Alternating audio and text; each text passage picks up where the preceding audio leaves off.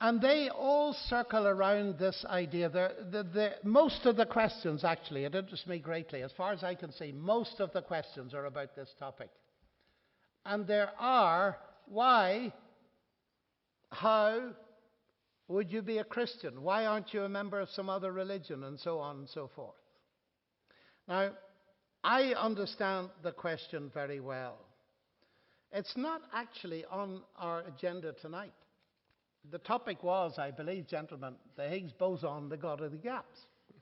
But here I have a problem, because the main question that you've asked me has got nothing to do with the topic. It's a very personal question. Why are you a Christian? Would you mind if I give you a personal answer? Those who aren't interested, just go to sleep for 5 minutes, all right? And for the rest of you, I will attempt to give a personal answer. But I'm going to contextualize it, because I've said that the hardest problem I face is what makes many of my friends atheists. It's the problem of suffering and evil. Now, if you're interested in detail what I'd say about it, just Google my name in New Zealand, because I arrived in New Zealand 2 days after the Christchurch earthquake. I had to meet men who'd lost their wives, women who'd lost their husbands. I had to speak, give interviews on radio, television for a solid 2 weeks. I had to change all my lectures. Earthquake, why? So I'm not going to be able to go into detail, ladies and gentlemen. But it will help me to explain 2 things. How I face that question and why I am a Christian. I've sat with many people who've told me the exact point at which they gave up belief in God. And it usually has to do with some awful experience of suffering. And very often they very kindly say to me, I'm sorry if that upsets you, but I just can't believe in God. So I say to them often something like this: all right then, there isn't a God. Suffering is just a brute fact of existence. And indeed, the vast majority of people will suffer. And some of it is out of all proportion to what we would think deserve. So there is no God, and you just have to accept it. So you've removed the intellectual problem by rejecting the existence of God. But please notice that you haven't removed the suffering. It's still there. Please notice also that you've removed all hope. Now, I actually still believe in God. You don't have the problem. You solved it by saying there isn't a God. I still have the problem because I still believe in God. Do you want to know why? And they usually say, we'd love to know why. Let's get to the heart of it. The very heart of the Christian faith is a cross. The claim is, now you may disagree with it, but if you're going to understand this, you must at least try to think along with the claim and see what sense it makes.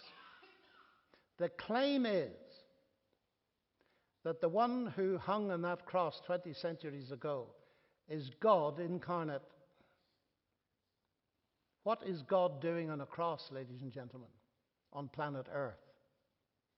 What that tells me, at the very least, is that God has not remained distant from the problem of human suffering, but has himself become part of it.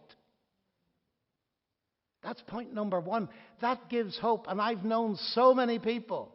It's not a simplistic solution, because what you've got to realize is when it comes to suffering, it is one thing to be a professor of oncology. It is another thing to be a young mother of 30 who's been told she's 3 months to live because she's got terminal cancer.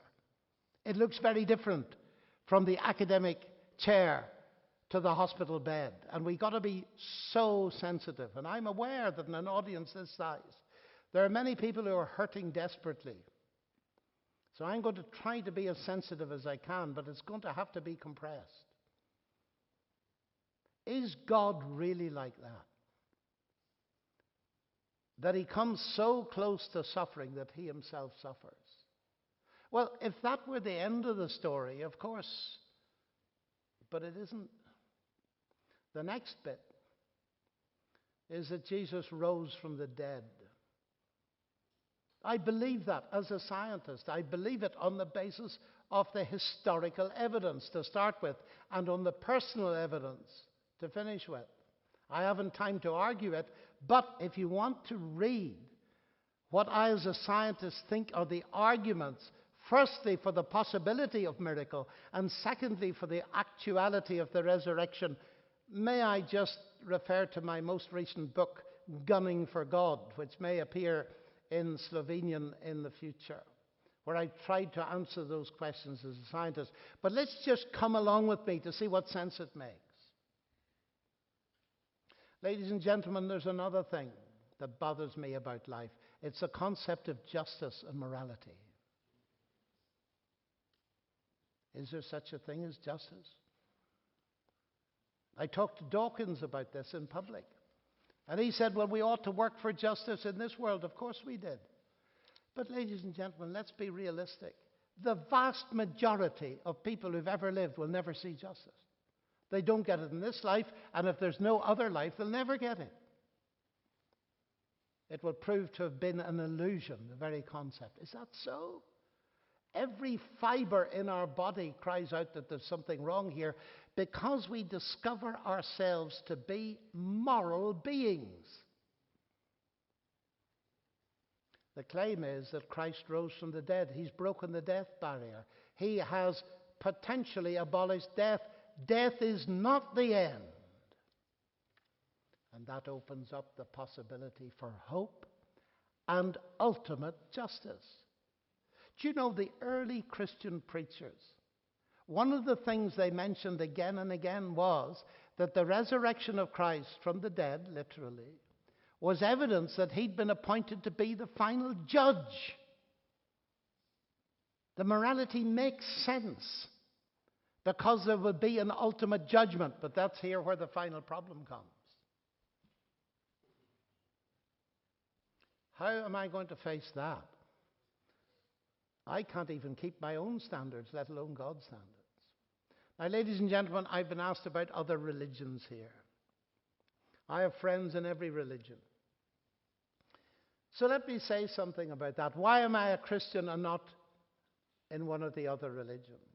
Let me say two things in closing. Number one is this. This debate can get very unfortunately heated and disrespectful.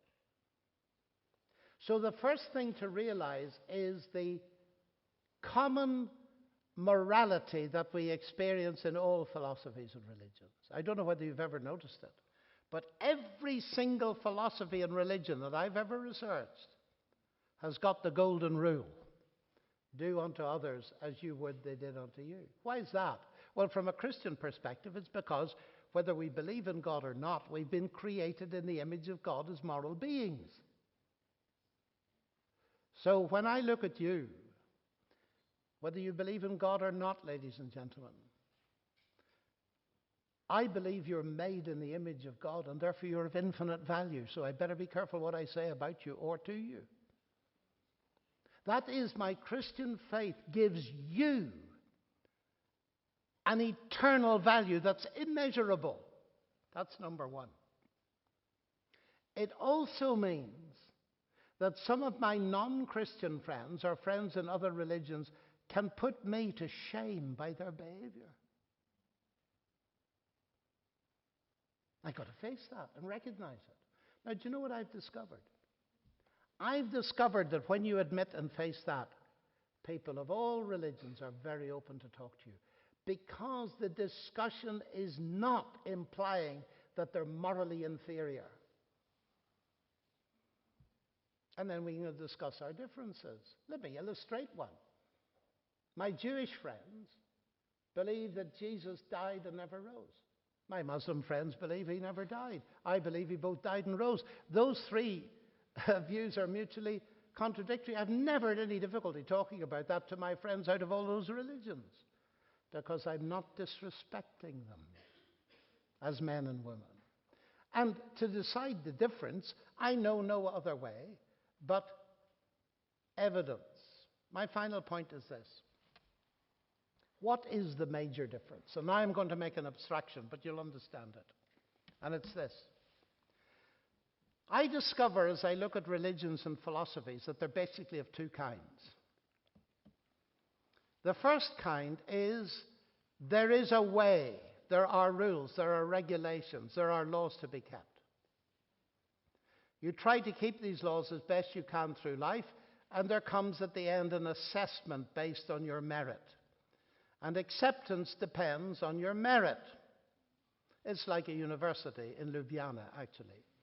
There's an entrance, you get in, but even the professors, however kind they are, cannot guarantee that you're going to come out with a degree. It depends on your merit.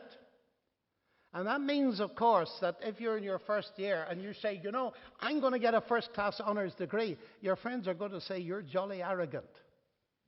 You can't be sure until the final exam. I meet many people who believe God's like that. He's given them some kind of way or plan. They try to do the best they can. They never can be sure that God will accept them because it depends on their merit. Do you understand that? Now here is where Christianity is utterly revolutionary. It does not teach that, ladies and gentlemen, although some versions of it appear to. What Christianity teaches is we'll never do it that way. You cannot earn God's forgiveness. You cannot merit it. But you can receive it as a free gift. That's a wonderful thing. But you know, it stands to life. Let me tell you about my wife again. Sorry, but she's wonderful. Suppose I met her, and I met her on day one in Cambridge, and she was 16. I shouldn't have told you that either. But there we are. Suppose I said, you know, I would love you to be my wife. Now, of course, I couldn't accept you now. So here it is. Here's a cookbook, and it's full of laws. If you keep all these laws for, let's say, 30 or 40 years and earn enough money to keep me in the way to which I'm accustomed, then I will think about accepting you. Is that okay? Well, I can see the women especially saying, how insulting. Wait a minute. That is how many people think about God. I'll keep the rules. I'll try. And maybe you'll accept me. We would never insult a fellow human being by treating them like that. What did I do? Well, I accepted her, and she, for some reason, accepted me right at the beginning. And that was the secret of our relationship. And ladies and gentlemen, I make no apology for this, because it's the biggest thing in my universe by far. And you asked me the question, although it's nothing to do with the topic. The biggest thing in my universe by far is that I have come to know a God through Jesus Christ, who loved me and gave himself for me, and is prepared at the beginning now to accept me.